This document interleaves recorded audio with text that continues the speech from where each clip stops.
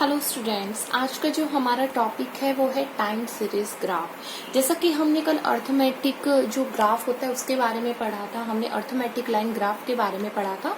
साथ के साथ हमने ये पढ़ा था कि ग्राफ क्या होता है, अर्थमेटिक लाइन ग्राफ क्या होता है, और साथ के साथ हमने टाइम सीरीज ग्राफ के बारे में भी बात की थी। ग्राफ को जर्नल रूल्स क्या होते हैं ग्राफ को कंस्ट्रक्ट करने के, एक्चुअल में ग्राफ को बनाया कैसे जाता है, वो सब हम पढ़ चुके हैं। आज का हमारा जो टॉपिक है वो है टाइम सीरीज ग्राफ। बच्चों, टाइम सीरीज ग्राफ एक्चुअल में होता क्या है? देखिए, हम अर्थमेटिक जो लाइन ग्राफ है उसी को हम टाइम सीरीज ग्राफ बोल देते हैं, लेकिन किस केस में हम उसको टाइम सीरीज ग्राफ बोलते हैं ये क्वेश्चन होता है। तो अर्थमेटिक जो आपका लाइन ग्राफ होता है उसको हम टाइम सीरीज ग्राफ जब बोलते हैं जब वो टाइम से रिलेटेड होता है। ठीक है, मान लीजिए आपको कोई इंफॉर्मेशन गिवन है, वो जो इंफॉर्मेशन स्टैटिकल जो इंफॉर्मेशन गिवन है वो टाइम बेसिस पे गिवन है, वो वेरिएबल टाइम बेसिस पे गिवन है। लाइक वो इंफॉर्मेशन वीकली है, वो इंफॉर्मेशन आवरली है, वो इंफॉर्मेशन मंथली है, वो इंफॉर्मेशन पर डे है। That's the time series graph, उसको टाइम सीरीज ग्राफ बोला जाता है। मान लीजिए अगर मैं किसी फैक्ट्री में जो वेजेस है, वर्कर्स को वेजेस कैसे दिए जा रहे हैं, पर डे के हिसाब से दिए जाते हैं, आवर के हिसाब से दिए जाते हैं, किस वे के हिसाब से दिए जाते हैं। इसका मतलब वहां पे अगर मैं फैक्ट्री में वेज रेट का ग्राफ ड्रॉ करूंगी तो मैं टाइम सीरीज ग्राफ ड्रॉ करूंगी, क्योंकि time series graph arithmetic line graph को ही टाइम सीरीज ग्राफ कहा जाता है अगर जो स्टैटिकल इंफॉर्मेशन है वो टाइम पे बेस होती है। राइट, अभी जो आपका टाइम सीरीज ग्राफ होता है वो दो टाइप से होता है। टाइम सीरीज ग्राफ को हम वन वेरिएबल ग्राफ भी बोलते हैं और टाइम सीरीज ग्राफ को हम टू वेरिएबल ग्राफ भी बोलते हैं। सबसे पहले हम पढ़ेंगे वन वेरिएबल ग्राफ क्या होता है। जहां पे वन वेरिएबल की बात है, इसका मतलब ये होता है कि आपको जो स्टैटिकल इंफॉर्मेशन गिवन है वो किसी एक चीज के रिगार्डिंग गिवन है, मतलब किसी एक वेरिएबल के बारे में गिवन है, उसको बोला जाता है one variable graph. These are those graph in which value of only one variable are shown with respect to some time period.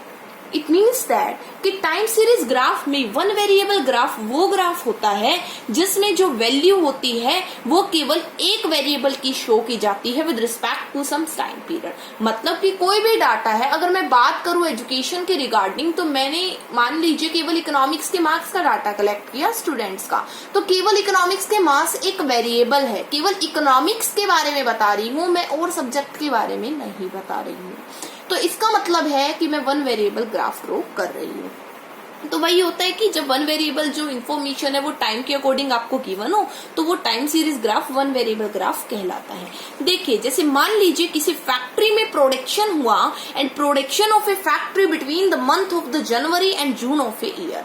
जनवरी से लेके जून तक, साल में जनवरी से लेके जून तक किसी भी फैक्ट्री का प्रोडक्शन दे रखा है, मतलब प्रोडक्शन ही दे रखा है, किसी भी चीज का प्रोडक्शन लगा लीजिए आप, प्रोडक्शन दे रखा है जनवरी से लेके जून तक का। आप यहाँ देख सकते हैं कि ये मंथ वाइज प्रोडक्शन गिवन है ईयर में। इसका मतलब यहाँ पे ये हुआ कि यहाँ पे टाइम सीरीज की भी बात की जा रही है, साथ के साथ वन वेरिएबल की भी बात की जा रही है। क्यों? क्योंकि जो वन वेरिएबल है मतलब वो प्रोडक्शन है। प्रोडक्शन यहाँ पे दे रखा है आपका प्रोडक्शन, तो जो ये आपका प्रोडक्शन है ये किससे रिलेटेड है? आपका वन वेरिएबल से रिलेटेड है। इस बात को आपको ध्यान में रखना है। देखिए, यहाँ पे एग्जाम्पल के थ्रू हम समझाएंगे आपको। यहाँ पे देखिए आप, देखिए यहाँ पे मंथ दे रखा है जनवरी, फेब, मार्च, अप्रैल, मई, जून। ठीक है, जनवरी से जून तक आपका जो है इंफॉर्मेशन है उसमें प्रोडक्शन क्विंटल्स में है 5, 7.5, 5, 10, 12.5 एंड 15। ये इंफॉर्मेशन मतलब आपको सिर्फ एक वेरिएबल की इंफॉर्मेशन गिवन है। आपको किसकी इंफॉर्मेशन गिवन है? सिर्फ आपको एक वेरिएबल की इंफॉर्मेशन गिवन है। आप देख सकते हैं, इसको आपको ग्राफ पे प्लॉट करना है। तो आप क्या करेंगे? आप यहाँ पे मान लीजिए ये आपका हो गया वाई एक्सिस पॉजिटिव अपवर्ड, ये ऑरिजन, ये आपका हो गया एक्स एक्सिस। यहाँ पे हमेशा हमें टाइटल लिखना होता है जो भी इंफॉर्मेशन गिवन होती है। लाइक मंथली प्रोडक्शन गिवन था फैक्ट्री का, तो मैंने लिख दिया monthly production of a factory.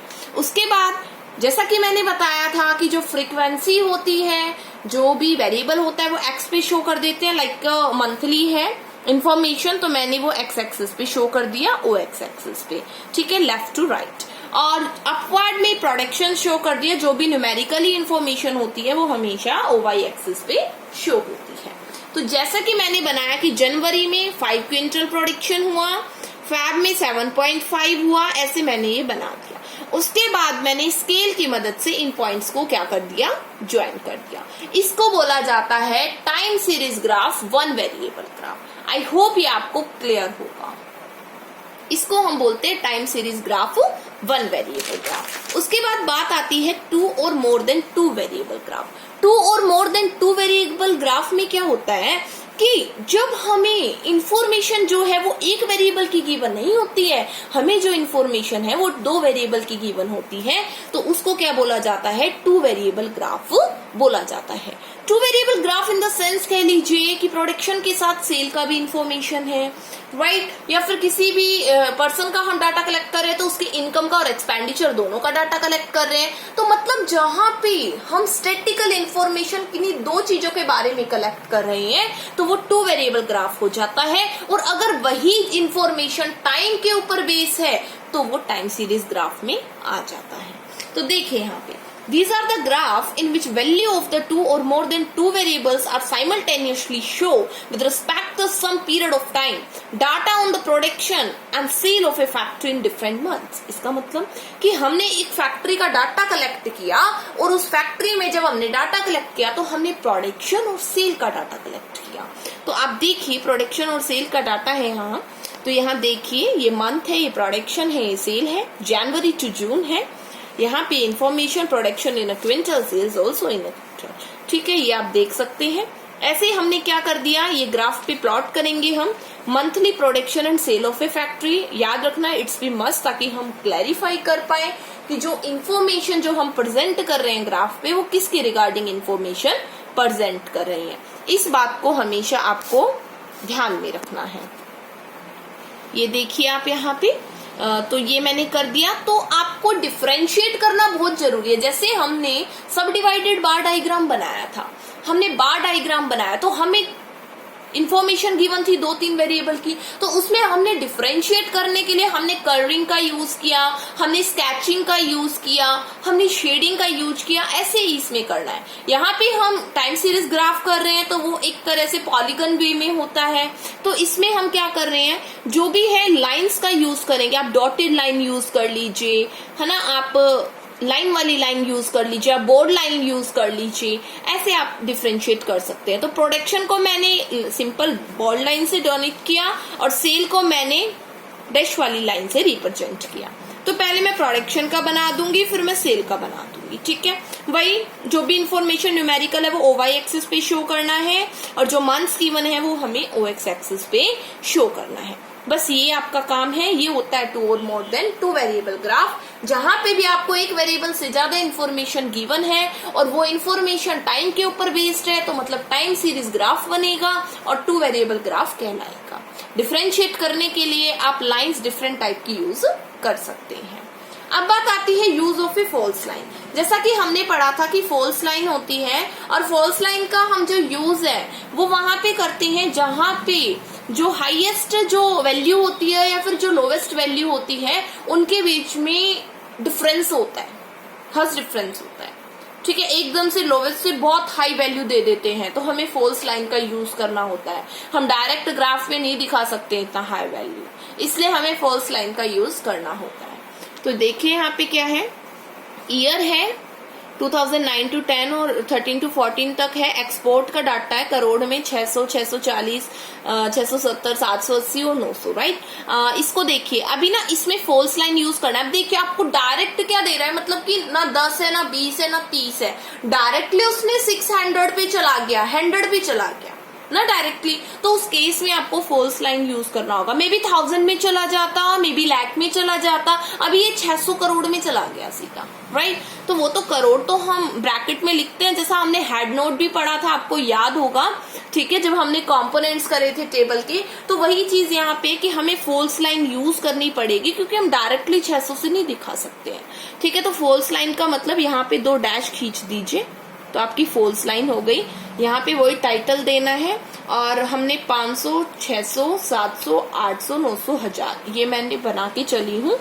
100 का डिफरेंस मैंने लिया है यहाँ पे और ऐसे मैं इस ग्राफ को प्लॉट कर दूंगी, ठीक है, और फिर पॉइंट से ज्वाइन कर देंगे। तो ये आपका हो गया use of a false line. I hope आपको ये क्लियर होगा।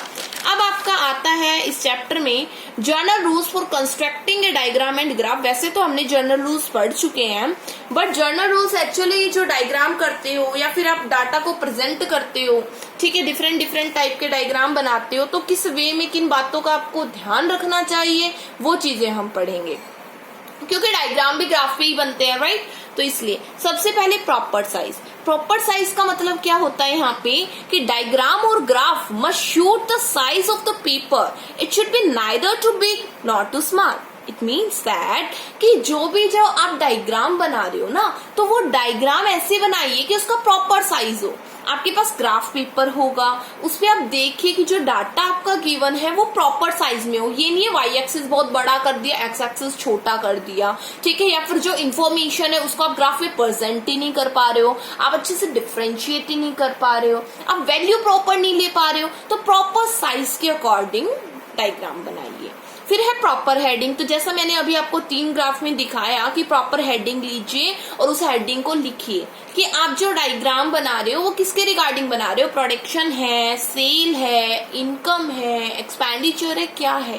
टाइटल मस्ट है, सिंपल लिखिए, शॉर्ट लिखिए, इंफॉर्मेटिव लिखिए, अट्रैक्टिव लिखिए, ताकि पढ़ने वाला रीडर के माइंड में डायरेक्टली माइंड में घुस जाए कि एक्चुअल में आप बता क्या रहे हो, राइट। तो प्रॉपर हेडिंग होना चाहिए। Proper scale. प्रॉपर स्केल का मतलब यहाँ पे ये है कि बिफोर मेकिंग ए ग्राफ, जब आप ग्राफ बनाते हो तो प्रॉपर मेजरमेंट कर लीजिए।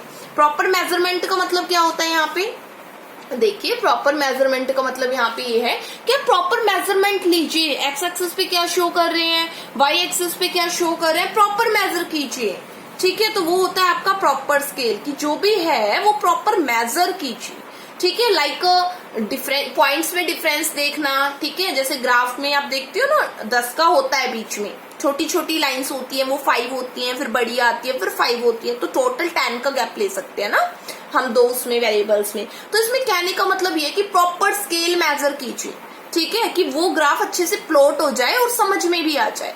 तो प्रॉपर मेजरमेंट लीजिए कि आप जो डिफरेंस लेंगे वो कितने का लेंगे। जैसे देखिए, मैं आपको ग्राफ में भी बताती हूँ। जैसे देखिए, ये है यहाँ पे, तो देखिए मैंने प्रॉपर ले रखा है, कोई बड़ा छोटा मत लीजिए कि कोई बार डायग्राम तो बड़ा बन गया, कोई छोटा बन गया, किसी की विड्थ बड़ी है, किसी की कम है, मतलब प्रॉपर साइज होना चाहिए। तो ये होता है proper scale. Use of a sign and colour. बिल्कुल, अगर आपको एक से ज्यादा वेरिएबल गिवन है तो आपको डिफरेंशिएट तो करना पड़ेगा, आपको क्लासिफाई तो करना पड़ेगा। तो बच्चों, उस चीज के लिए आप साइन का यूज कर सकते हो, लाइक हमने अभी लाइंस यूज की थी, bold line, dotted lines, right.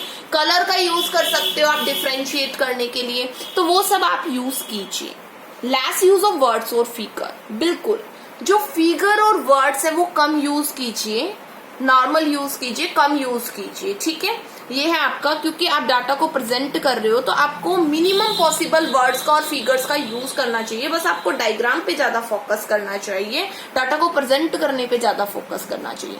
तो फिगर्स वगैरह जो लिखते हो आप, इतना वहां पे नहीं होता है अवेलेबल कि आप टेबल भी उस ग्राफ में बना दो, ठीक है। बनाओ, अच्छा है बनाओ, बट नॉर्मल पेपर पे बनाओ, ठीक है। तो वर्ड्स एंड फिगर्स का कम यूज कीजिए। Drawing the border. बिल्कुल, जो एक्स एंड वाई एक्सिस आप शो करते हो ना, उसको बोल्ड कर दीजिए। बॉर्डर भी बना सकते हो आप चारों तरफ से ग्राफ में। आपने 10th क्लास में अच्छे से सीखा भी होगा, 9th में भी सीखा होगा कि ड्रॉइंग द बॉर्डर, बॉर्डर बना दो चारों तरफ, ताकि वो दैट्स लुकिंग द अट्रैक्टिव, अच्छा लगे वो, ठीक है, रीडर के माइंड पे अफेक्ट डाले और वो उसको अच्छे से देखे और समझे।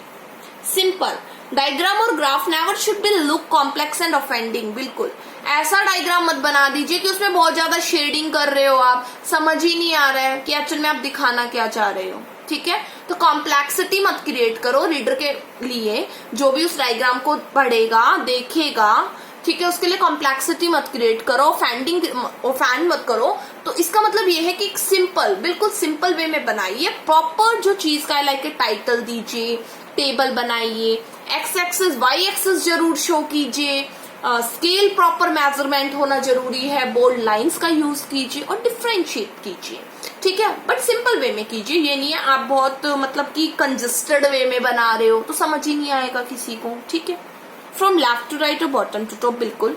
मोस्टली स्टैटिकल जो इन्फॉर्मेशन गिवन होती है वो पॉजिटिव वे में गिवन होती है, तो फर्स्ट क्वाड्रेंट में ही हम उस डाटा को बना देते हैं, राइट, जहां पे लेफ्ट टू द राइट हो जाता है और आपका टॉप वाला चला जाता है ना, X Y O Y axis and O X axis, ठीक है। तो उस वे से ही कंस्ट्रक्ट करिए डायग्राम को, जो लेफ्ट टू राइट तो फॉलो होता है, लेफ्ट टू राइट का मतलब है हॉरिजॉन्टल, ठीक है, and bottom to the top, तो ये क्या है, इस वे में ही तो बनाओगे। तो ये इसने बोला statement of data, data which constitute the basis of diagram और graph should be clearly stated. इसका मतलब यहाँ पे ये है कि जो भी डाटा गिवन होता है या जो इन्फॉर्मेशन गिवन होती है, लाइक कि मैंने बात की टेबल की, तो उस टेबल को नॉर्मल पेपर पे बनाइए आप कि आप एक्चुअल में बता क्या रहे हो, ठीक है, क्योंकि टेबल को बनाना बहुत जरूरी है, टेबल के बेसिस पे ही डायग्राम बनता है। तो आप उस चीज को टेबल पे शो कीजिए कि एक्चुअल में आप बना क्या रहे हो, राइट, तो टेबल को शो कीजिए। अट्रैक्टिव एंड अफेक्टिव, बिल्कुल डायग्राम जो भी बनाए वो ऐसा बनाए कि वो अट्रैक्टिव हो और अफेक्टिव हो और रीडर के माइंड पे एक इम्प्रेशन छोड़ दे, कहते हैं, ठीक है, ताकि उसको अच्छे से समझ में आ जाए और वो भी उस इन्फॉर्मेशन को किसी और को अच्छे से कम्युनिकेट कर पाए। तो इस वे में डायग्राम को बनाए ताकि डायग्राम को देखते ही समझ में आ जाए कि आप बताना क्या चाह रहे हैं, राइट। तो ये था आपके general rules for constructing the diagram and graph. I hope आप सभी को क्लियर हुआ होगा। अगर कोई प्रॉब्लम हो तो आप कमेंट बॉक्स में डाल सकते हैं, पूछ सकते हैं। Thank you.